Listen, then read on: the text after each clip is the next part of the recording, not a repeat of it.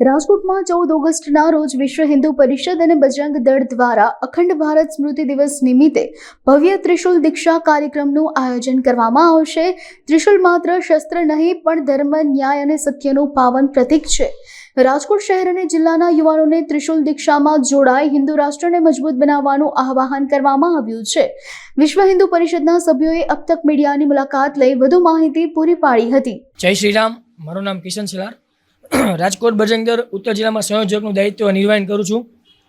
આગામી સમય એટલે કે 14/8 રાજકોટ મહાનગર વિશ્વ હિન્દુ પરિષદ આયોજિત મહાઅભિયાન એટલે કે બજરંગ દળનો ત્રિશુલ દીક્ષા કાર્યક્રમ, આ આખા રાજકોટ મહાનગરનો કાર્યક્રમ છે।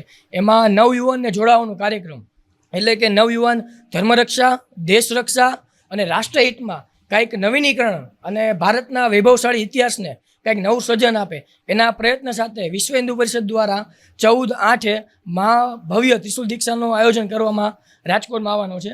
તો બસ અમારી બજરંગ દળની ટીમ અને अब तक પ્રેસ મીડિયાના પરિવાર દ્વારા અમે નવયુવાનને જોડાવા માટેનું અપીલ કરીએ છીએ અને પૂરો આગ્રહ રાખીએ છીએ કે આ ભગીરથી કામમાં તમે લોકો પોતાનું યોગદાન અને પોતાનો સમય ફાળવો।